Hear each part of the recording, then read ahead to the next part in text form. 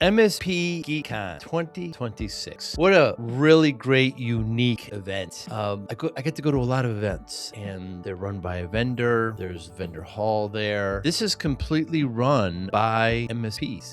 Mendy and the team, Kate, the team that's there are volunteers, and it's the attendees were all MSPs, not just owners, but technicians as well. It's just a great twist on what an event can be. One of the greatest things is that they had a game night. So many of the attendees are introverts, so they didn't want to go to the bar. They didn't want to do any of that, and so they had these two big rooms set up. One room on one side of the hall was a D&D, Dungeons and Dragons type game that many played. It was all set up. There was people in charge of it. They had to create this car, and there was these tables set up as teams, and you chose a character. It was absolutely wonderful. And then across the hall, in another room, were actually the board games like Settlers of Time, a bunch of games I'd never heard of. And some tables just played one game for the whole evening. Some rotated through many of them, and it was absolutely wonderful. I got to participate in some of them. Everybody's very welcoming, kind. But just a great twist. I think every event should adopt this. For those extroverts that want to go to the party and go to the bar, do that, but have this for those who don't. It's just a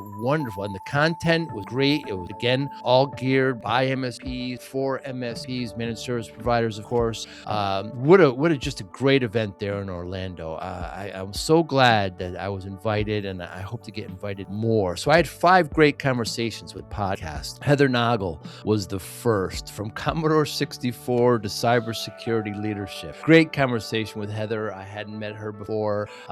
Great, wonderful catching up and getting to understand her passions and what she does. Steven Spiegel. My goodness, I've known Steven for 10, 15 years with Crew Who.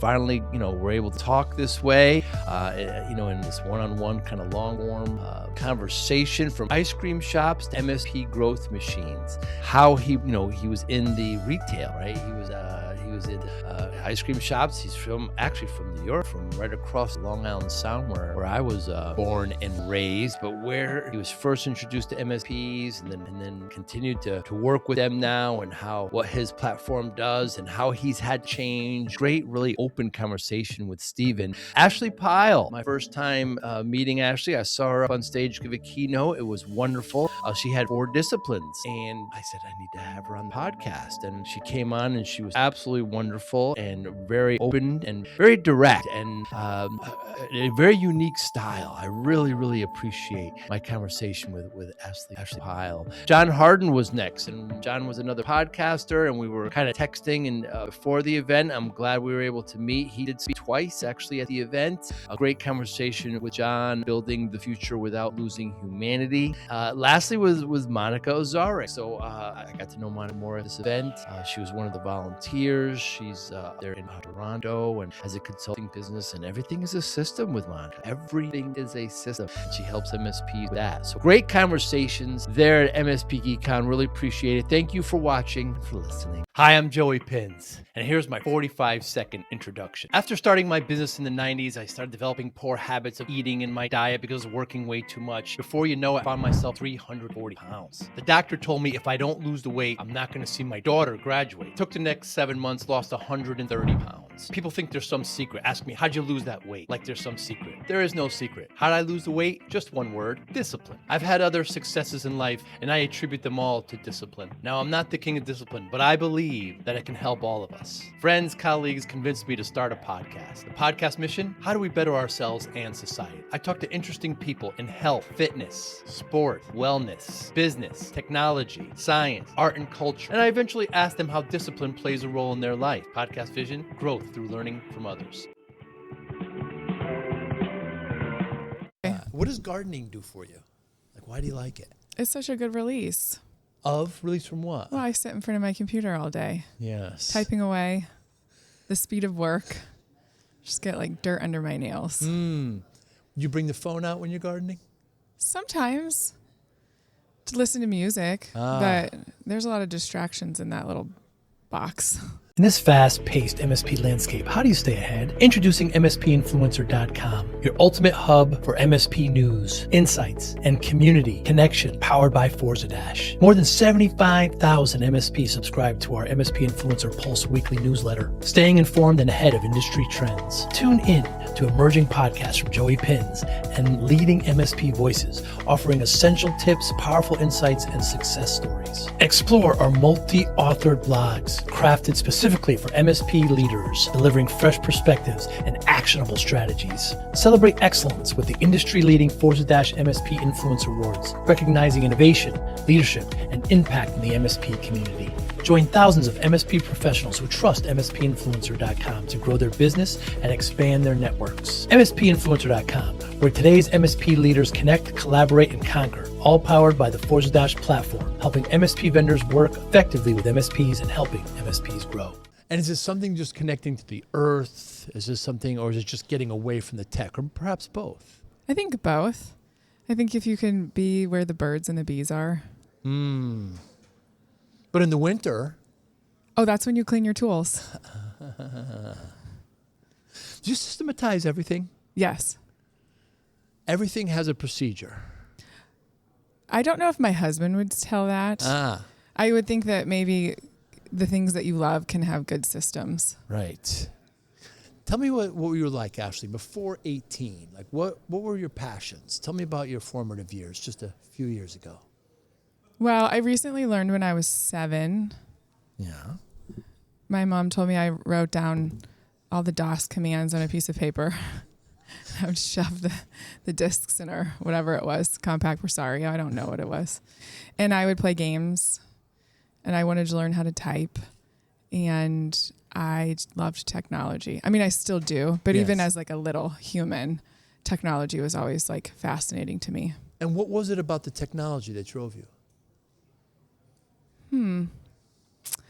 I think I always wanted to be ahead of the game, but I was very interested in how things worked. You have siblings? I have 2. Younger, older? Ooh, you have to guess. I'm going to guess you were the youngest. Oh, I'm the middle child. Yeah, I hate to come on your show and make you wrong. I'm wrong all the time. You have an older brother? So my sister's older. Yes. She's 18 months older than me. Yeah. I always joke I'm the only middle child that's like ever been a mistake because whoops. And then we might be a little closer than 18 months. And then I have a little brother. So when you say you want to be ahead of the game, were you in competition? Oh, yes. With? Just everything. Huh. Yeah. Why? Did you play sports? Yes, every sport. You played every sport. Chess. Badminton. So my funny story, my younger son is super into chess. He's 7 years old and he retaught me how to play. We have a little travel set and he's so much better than me. It's you've never been like schooled until a 7-year-old has put you in like checkmate. That's right. But you also played team sports? Yes. And so even at a young age, you still wanted to, where'd you get this competition? Because you're a middle child? Could be. Yeah. You're going to have to get in on the psychology of that deal. I'm not a psychologist, that's questions. More than technology, just staying ahead drove you as a child. Yeah. I grew up in the like AYSO years of soccer and swimming, and I don't know, like we talked about psychometrics yesterday. Yes, you did. And Clifton strengths. Number 1, competition. Is it really? Yeah. In soccer, you're a midfielder? Actually, so soccer was not one that I ended up being good at. So when I talk about playing all sports, some of them I was not good. What were you good at? Swimming and volleyball and basketball until I became too short. All team sports. Well, sure. Swimming. Yeah. Relays. You're a relay. Yeah. Relays. Yeah. And this competition drove you. Mm-hmm. And so, you went to high school and then you went to college afterwards. What'd you major in? Journalism. Wow. I majored in strategic communications because I figured if I could communicate well, I could do anything that I wanted. And did this competition level that you had, Ashley, did it manifest in everything you did in grades, in personal relationships, in teacher relationships, in grades? I did not get good grades in college. Interesting. Because I got 2 jobs on campus, and one of them was raising money for the university, and the other one was at the newspaper, and I worked on our website.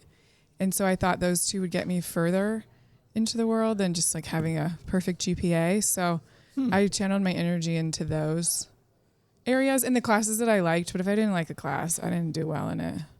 And some of those classes you didn't like were? Math. And you did well in? My journalism like classes, like brand strategy, communications. Any musical instruments? No, that's a fascinating thing. I don't have a musical bone in my body. Any artistic painting? Any? No, more. I mean, back to the gardening. I feel like there's an art to gardening. You have to figure out which plants, like which areas.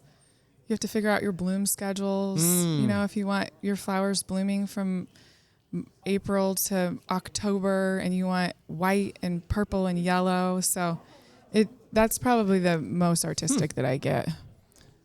How often do you trust your gut when you make decisions? This is like the art versus science question, because I feel a lot of science from you, but you don't like math, so you don't like kind of final answers. You don't like one answers. It seems like you like more than one answer. Yeah. Maybe I would say I like data-driven decision making. So if there's data involved, then I'll review the data, and then I'll probably go with my gut. Maybe that's like a mix of the 2. Is it different now than it was then? In college, let's say? Sure. Yeah. I've matured a lot. I think I'm a little less anxious. I was going to say impulsive. Oh, yeah. That's a much better way to describe it. See, I was so impulsive, I didn't even think of the right word. There's an irony there. So you still then gathered the science and then made your decision. Yeah. And now you do as well. I think so. You take more time, perhaps, with the decision. Yes. You know, like the whole measure twice, cut once. Yeah. I really have to make sure that I don't like mess up that ratio. Your first job after college was in journalism? I heard about a company that was launching a digital division. Or they had a small group of like a tiger team. And I called the SVP every day, and I got through until I convinced him to give me an internship. Wow. Yeah, I became really good friends with his EA. Were there things that you wanted that you didn't get? Oh, so much. Really? Yeah, there's been so many things that I thought that I wanted, or didn't get promoted, or didn't get a big project, for sure. Seems to me at that age, but you wanted something, you were relentless. Yeah. Still to this day? For sure. Journalism, and when did journalism end and go into technology? Well, so the company that I joined their digital division. So we were rolling out like video. This was like forever ago, like 20 years ago. We were rolling out like mobile apps and video ad platforms. So it was really like this cool skunkworks team inside this large publishing company. So that was like the digital, I mean, it was still like all related to technology. Yeah. And you liked it? Oh, I loved it. This is in the 2010s. Yeah. So the technology wasn't that mature at that level. No, we were working on like behavioral targeted ads, and that was like the new frontier. How long did you stay there? 4 years. Why? Why did you only stay 4? Well, the publishing industry was a tough time, right? Like the golden age was over, and I lived in Chicago, and I loved traveling. And I heard about this company that was also growing really quickly. And if you worked there, they paid for a free vacation for you anywhere in the world that you wanted to go every year. And O'Hare was my home airport, so you can go anywhere from O'Hare. And I applied, and I got the job. And it was a really cool company to work for. It was in the publishing space, but it was a .com company that had made it. So it had a very good startup, like techie feel to it. And what did you learn there? I learned a lot of things that like you can have a great culture and a great staff, but if they don't align with management, it's a tough time. I learned how to work really hard and communicate. It was a fast-growing company when I first started. They didn't even have a space for me, and they had hired so many people. They literally took over the boardroom, and they just put a bunch of computers on it, and we all worked in a bullpen essentially until they could renovate another part of the office. So I worked in a boardroom with 6 other salespeople for several months. And they're talking, they're trying to make sales, you're trying to work. I mean, is that disruptive? No, that's design thinking. That's what we miss today. I got to hear everybody's objection handling. I get to hear everybody's bad call. I get to hear everybody's good call, right? They gave me a really tough assignment. They took the renewals away from the direct salespeople and they gave them to me. And I had to sit in a room full of people renewing their deals so they could get paid less. You talk about awkward. Whoa. So you were taught humility? Yes. Yeah. That's humbling. Yeah. There's a lot of people mad at me. I'm like, listen, I'm just doing my job here. Right. How long were you there? I was there for probably like 3 or 4 years. And then we ended up moving from Chicago to St. Louis for my husband's job. And that's where you are now. Mm-hmm. And that's where you started at GoodellNet, yes. Excuse me. Yeah. Our current COO and I worked together at my last company. And I posted on Facebook, I'm moving to St. Louis. And I was a 1099. They were going to like keep me on. I did want to like put down roots. I didn't want to do the whole remote thing again. Because my very first job was like 75% travel. It was super cool. I was young. I loved it. You could do it then, yeah. Yeah, it was kind of one of those things where you show up at the airport and you know the flight attendant on the Monday morning flight. You're like, it's good to see you again. So I knew I didn't want to do that, and I wanted to set down roots. So our COO and I reconnected. He's like, you should have really applied for this job. And I kind of blew him off. Then he asked again, and I did. And that was 12 years ago? Yeah, so that would have been around 2014. And it was a small company then? You'll like this. I was the 23rd hire, so I call myself the Michael Jordan of hires. And it was a managed service provider? Yeah. And so this is kind of a departure now. Well, you're still working with technology, but it's a very different kind of area now. You're in an MSP. Well, yeah. I mean, we're an MSP, but I think we just, from what I understand, just operate a little bit differently. And what did you do there when you first got there? So when I first started, I was an account manager. And I was the first account manager that they'd hired. They were ready to scale, and the owners were managing the accounts and selling the accounts. And they realized you can't really like scale if it's on the backs of 3 people. So I came in and I built a system around account management, and then I built one around new sales, and then I built one around marketing. Wow. And you got this experience from being in that bullpen at the previous job. A little bit, but I also, when people would invite me to hear speakers or learn, I would always go. And have you ever heard of Vistage? Yes. Okay. So when our CEO at the time, he was in a Vistage group, and he invited me to one of his talks. It was like, yeah, I'll be there. So anyone invited me to anything, I would always learn. And so I would like pick up things and then I would apply them. So one of the early ones was a phenomenal speaker, and he was like, you need a playbook. And I left that day and I opened OneNote and I started a playbook. I didn't even know what I was doing, but I just started it. Yeah, you mentioned that yesterday in your keynote. Yeah, it's like such a proud moment that it took. I mean, we're still building it. It's 8 years in the making. It's never really done. Never. Yeah. So you're there for 12 years now. And it was, I think you said on stage was $1 million, and now it's grown.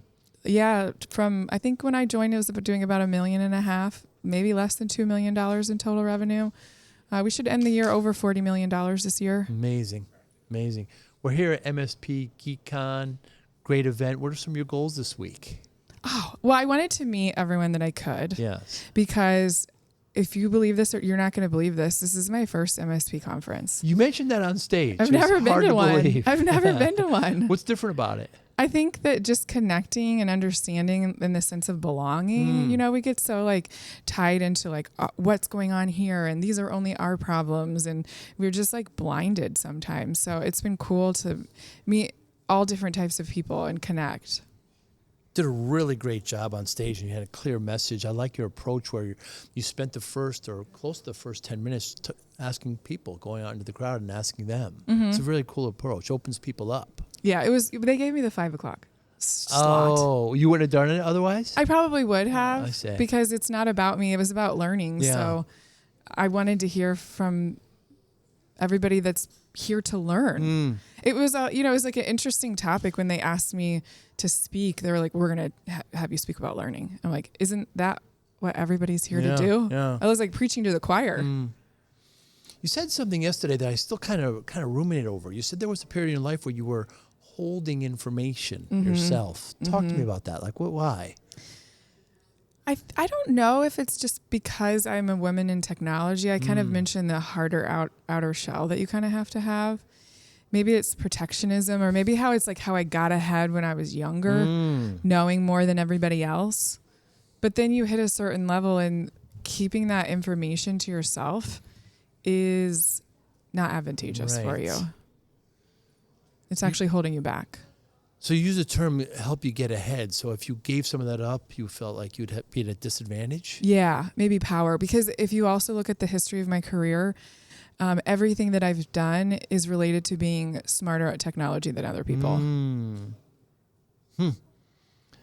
Is there a question that you wish more people asked you?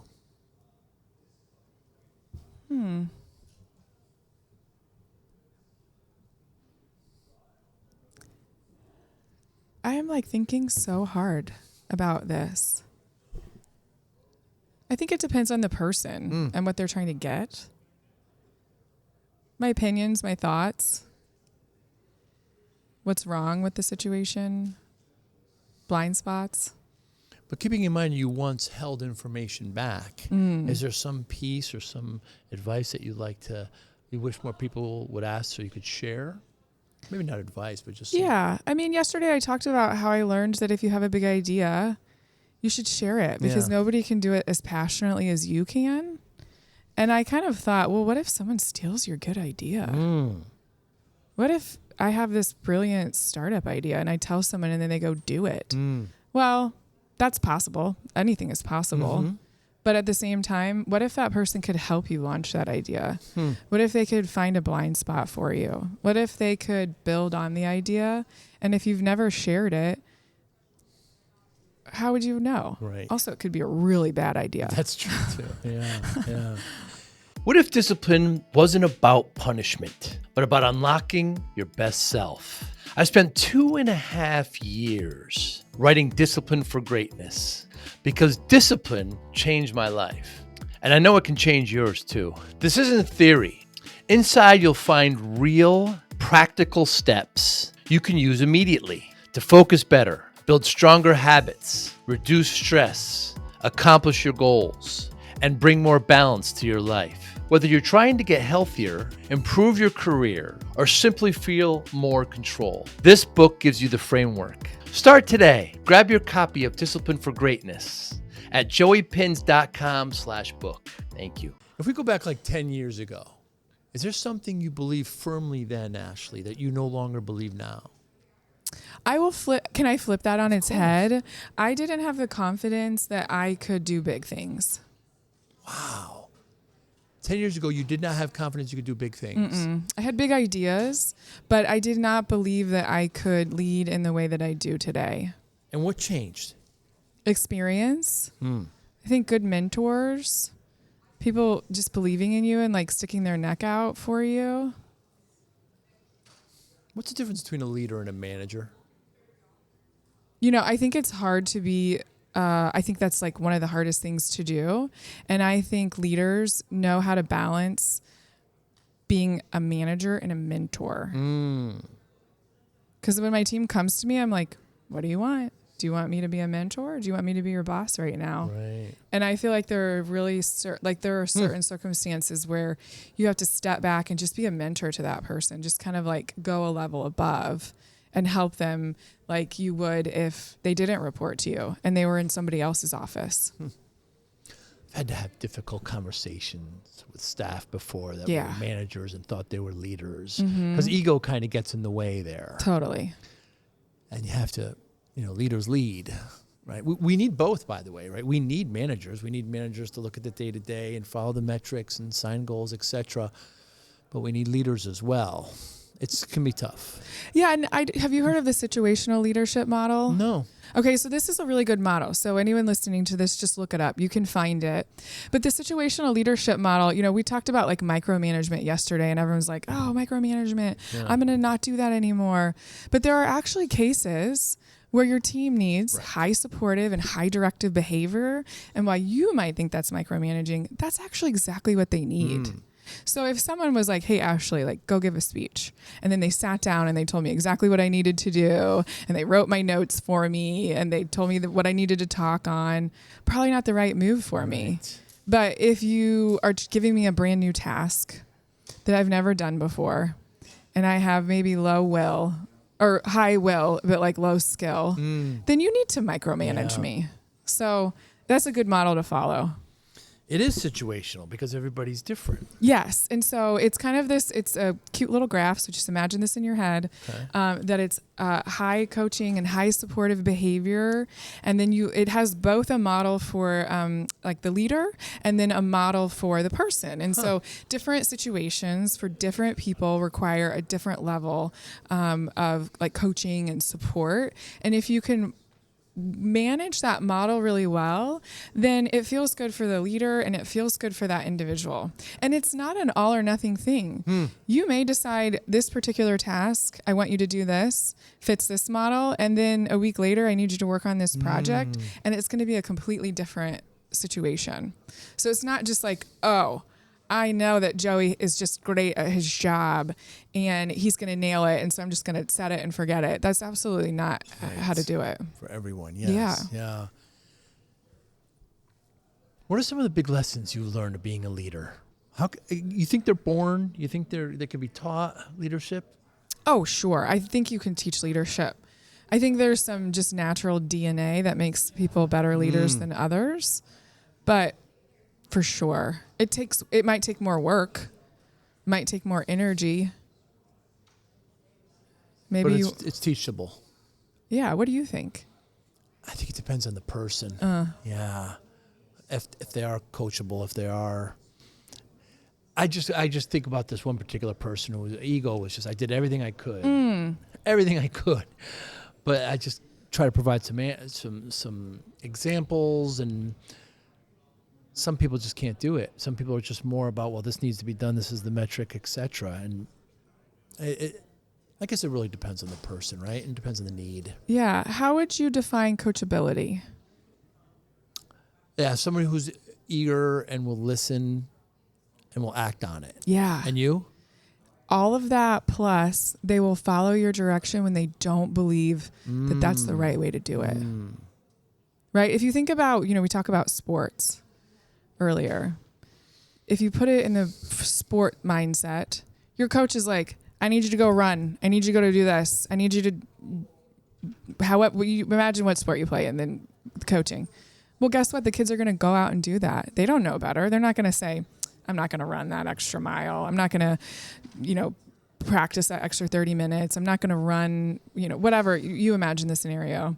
And so in the working world, I have to tell my team all the time, I need you to do this. This is why. And then the people that don't actually quite yet believe you or trust you, but they do it anyways, those are the coachable people that you have to find. I spoke to somebody recently who's retired, and I asked them the question I asked you. What's one question you wish people would ask you? And he kind of teared up a little bit, Ashley. It was really, really interesting. So he brought the business, a consulting business, from 1 or 2 people to about 100 people, and he hired a CEO, and he brought in his sons. And he's always showing everyone, when you hire people, make sure they're smarter than you. You don't have to be the smartest person in the room, right? But I guess his sons would hire kind of helpers and subordinates. Yeah. And so as the company grew, they weren't just growing along with it, and the sons wanted to buy stock, and when they said they wanted to buy stock, it was expensive. And the father, well, this is what the stock costs. We have more than one owner. Long story short, the sons left, and to this day, they don't even have Thanksgiving together. I'm sorry to hear terrible, that story. Terrible. But this is an example where leadership was needed, right? They needed to hire people. They needed to move along with the company, not just depend on the relationship they had with their father, who was CEO or whatever he moved to at that time. So there's an example right there where sometimes the people just don't move along with where the company's going. You mentioned there was a kind of misdirection in management in one of your companies. I think your first hire. Yeah, I think what happened there was just the challenge, is the divide between all the people hustling and working and then what the corporation needed. And it was a publicly traded company. So when you're in a publicly traded company, it's the stock price, right? You kind of live and die by that. So some of them were outside market conditions, that the third stakeholder was the investors. And that's a tough place to be. So I mentioned this to you yesterday when we spoke briefly. I started the MSP back in the 90s, a little bit older than you, and I was working way too hard and not playing soccer anymore, not playing tennis anymore. And in front of the doctor, she tells me I'm at 340 pounds. So I'd gained all this terrible amount of weight. And I knew I was getting big. I just didn't know I was that big. Yeah. And she says, if you don't lose this weight, you're not going to see your daughter graduate. So, yeah, scared the life out of me and maddened me, and... this is my pie hole. I can do whatever I want. Yeah. It affects everybody now. So the next 6-7 months, lost about 120 pounds, kept it off. You can't look at these things as the finishing line, right? These are lifelong changes. So people ask me, how'd you do it? Like there's some secret. And I always just say discipline, right? I look at it as motivation, focus, routine, kind of a spectrum. Now, yesterday you spoke about 4 disciplines and what you need to grow. So I wonder how discipline plays a role in your life now. Well, you were so funny because you said, what did you say? You were like, I have a different slant on it. You have a different slant on it. And we were standing with a few other people and they're like, his slant is correct, Ashley. He literally wrote the book on it. And I'm just trying to tell you like what I think. There's no correct. Just some lady that did some research. I loved it. I loved your keynote. I loved it. Yeah. So when did discipline start playing a role in your life? I mean, as a kid, when you were, competitive, was discipline talked about in the home? I think so. Yeah. I mean, I grew up going to like Catholic K-12. So there's a lot of discipline. Yes. And a lot of regiment. I mean, I would shine my shoes and I would iron my uniform. Right. So these are the things that you just like grow up doing. And then I went to traditional 4-year college degree. So there's discipline and rigor and how that works, for sure freedom, but that's a pretty traditional path. And then I went into corporate America. Both of the first large organizations I work with were publicly traded companies. So there's some like corporate discipline that still requires. My team makes fun of me. I don't wear open-toed shoes to work still. You had sneakers on stage yesterday. I did. I know my audience, but they weren't open-toed sandals. And how did you arrive at the 4 disciplines you talked about yesterday? Well, I started to think about, I did some research, right? So Yes. kind of talked about it. And then I just really started to think about the evolution of my own career and what I've learned, how I've learned, who taught me, because I came in knowing very little about infrastructure and networking. And, I talked about the knock and the sock. I mean, those were not terms I knew at all. Firewalls, yeah. No, none of it. And then I started to think about, okay, well, what held me back? I wasn't teaching others enough. And then that 4th layer, which is shared knowledge. So how do we build that knowledge as a team? And then that takes us back to the systems that we need to create. So I like to think of myself as a systems thinker. You are, yeah. And how has AI changed what you do now? You're CXO now, correct? Yeah. Oh, it's changed everything. Yeah. I mean, it's made productive people more productive. I get so much more done, but then I sometimes don't have enough discipline. I'm like, I have an idea. Let's do it. I have an idea. Let's go over here. So there is definitely, once you start and you can really maximize these tools, then it just requires the discipline to like slow your brain down and actually figure out what you want to execute. Cause you used to not be able to, right? There were skills bottlenecks that I had that I couldn't analyze data, that I couldn't create in the ways that I create now. So now I actually have to edit myself to understand where I need to spend my time and my energy. I like another thing you said, that people send you kind of slop and you want to know what the prompt is and you want to clean it up. Yeah. I will come to your desk. I will find you. I will ask what prompts you said, and then we will sit down and we will talk about good work in the age of AI. Does AI frighten you? Does it make you more optimistic? Does it excite you? I am fascinated and curious. Fascinated and excited by it. Fascinated and excited. You have fear for it? Do you have optimism? I have optimism, but I'm an optimist. You are, aren't you? I think that, so we are a B Corp, which if there's anyone that look it up, you've probably seen the logo on a milk carton or on a purchase. Our B Corp. Yes, B Corp. It's B Corporations. And so we balance our profit and our purpose. I see. Yeah. I have seen that.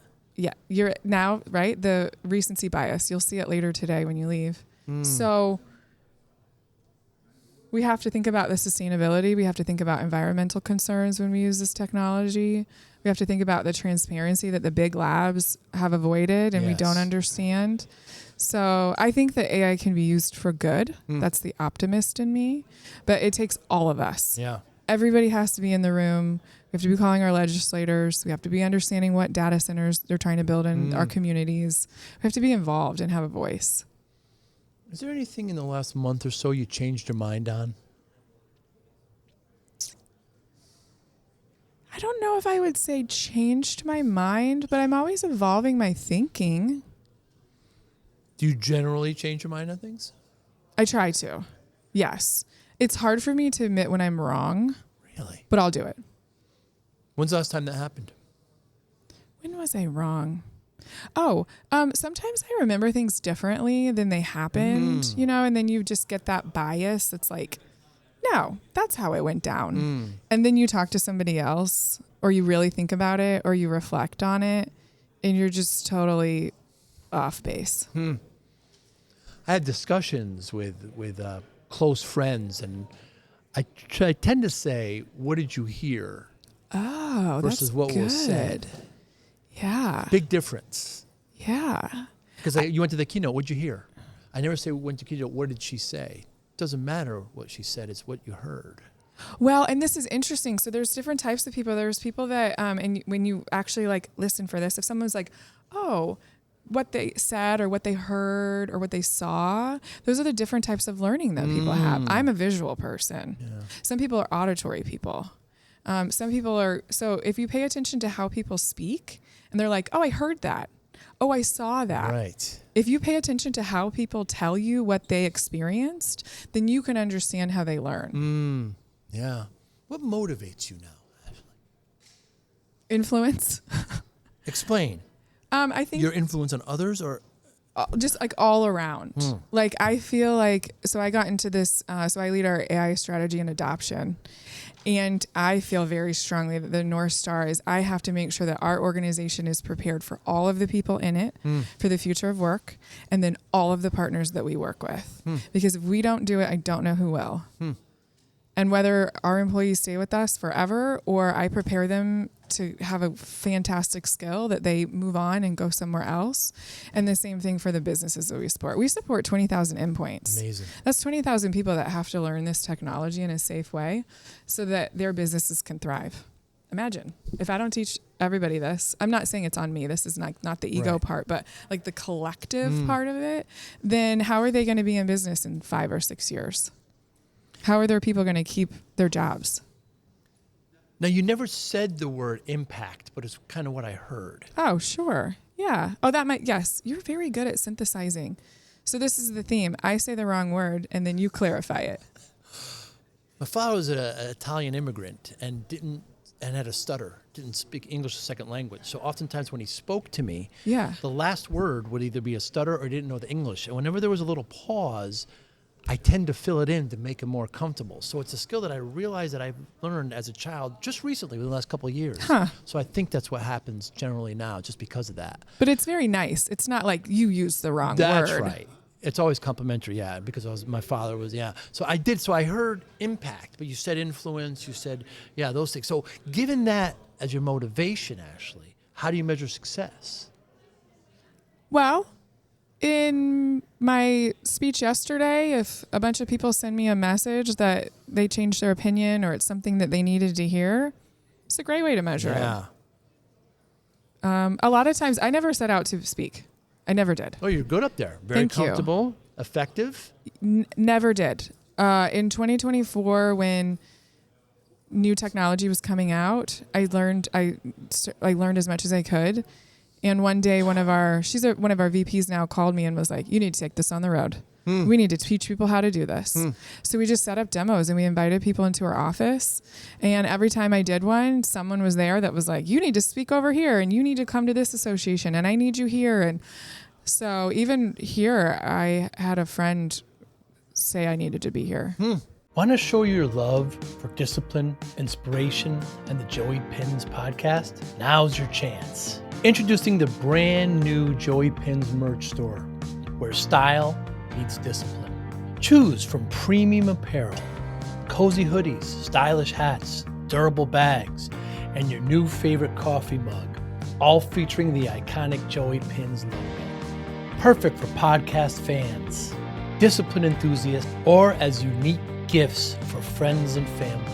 Every purchase supports the Joey Pinz Discipline Conversations podcast, helping us continue to inspire greatness and promote positive change. Visit joeypins.com/store today and wear your discipline proudly. Joey Pinz merch.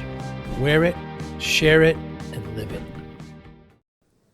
Yeah, I would hope to start seeing you more at MSP shows. There's many. Hey, this is my first one. It's been a good one so far. Very good, yeah.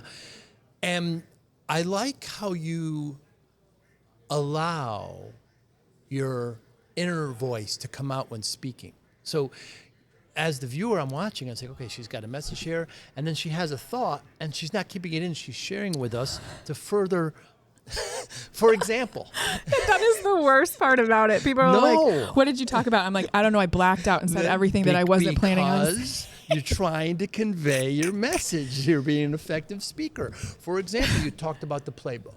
Yes. You said this is a pivotal point in my life where somebody said you got to write a playbook. So I went back, and by the way, I started in OneNote. And OneNote's great. I don't care what you say. So you said, because some people don't care for it. I knew I that love it, audience would love it. fight me on OneNote. I love OneNote, by Thank the way. you. It's open. I use it. Every episode has got a OneNote page. Yes. Yes, I absolutely love it. It's free form. It's wonderful. But my point is, oftentimes speakers are just kind of rigid and they have their point out. I like the way you're opening up and being more personal and saying, okay, here's another little point that I want to add on too. By the way, if you're thinking about making a playbook, don't be afraid to use a tool like OneNote because it's free form and that's what I use. Oh, that's what I appreciate. Yeah. Well, when people are wincing in the audience. Who's wincing? Nobody's wincing. Nobody's wincing. What do you think the greatest invention ever created was? Oh my gosh. I'm not qualified to answer that question. I can't even begin. I interviewed somebody a couple weeks ago, and this is it's an engineering position, and that's the first question he asks engineers that come on in an interview. I don't know. Did they say electricity? Well, here's the great thing about these questions. There's no wrong answer. There are some wrong answers. Like? Oh, if someone said Facebook. Okay. Turn off the podcast. I stand corrected. Turn it off. Kick them out. The greatest invention that was ever created was Facebook. Yeah, that'd be an issue. Yeah. We're out. Yeah. I'm done. Yeah. I would think, I thought of the combustible engine. Okay. I thought of birth control, how that changed the course of women. Sure. There's plenty of answers that come out. He came up with a deck of cards because it changed the way, I think he said the 13th century, 12th century, it changed the way people can interact and socialize back then, and it was very flexible. A child can use it, an adult can use it. It's just a wonderful question and great thought experiment. When one of my other passions is like renovations. We've renovated 2 houses. Oh, wow. And in one of the houses, you'll like this story. The house was 1904. We renovated. We pulled off the baseboards and in one of the rooms. And I found a card from 1904. Oh, my goodness. Like a baseball card? No, it was like a playing card. But it looks kind of like a tarot card. It wasn't a traditional. I saved it. It was super cool. And then the other thing we found was an Italian lira. Wow. In the baseboard. It was like 1904. I'm like, this thing's going to be worth $1 million.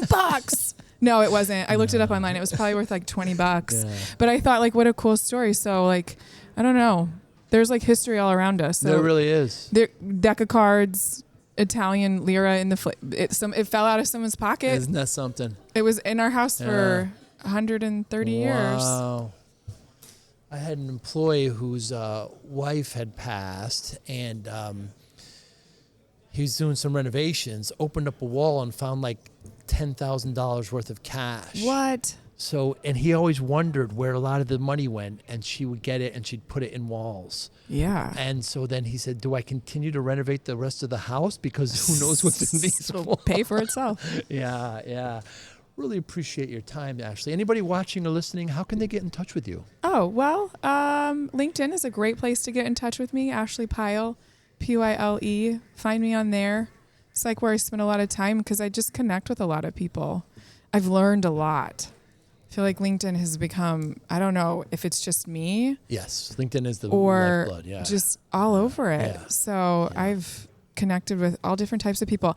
I think that it's the best time to meet strangers on the internet. Yeah, that's interesting you say that. Yeah. I mean, I met a lady that worked at Foot Locker and we just vibed and we talked about strategy. I mean, just meeting people, and it's been cool. Great pleasure meeting you. Great job on stage. I look forward to seeing you more on stage in the future. Oh, thank you so much. Thank you I very much, appreciate Ashley. you. Thank you. Thank you for listening and or viewing Joey Pinz Discipline Conversations. Please share this episode with one or two of your friends who you think may benefit from the episode. Our website, www.joeypinz.com. There you'll find lots of resources and you could join our mailing list. Please follow us on all our social media, Instagram, Twitter, and Facebook. Podcast information, the video version of our podcast is on YouTube. Please subscribe. Audio is on all major podcasting platforms. Please follow them. And if you like it, please consider giving 5-star rating. Would really appreciate that. Thank you again for listening or watching Joey Pinz Discipline Conversations.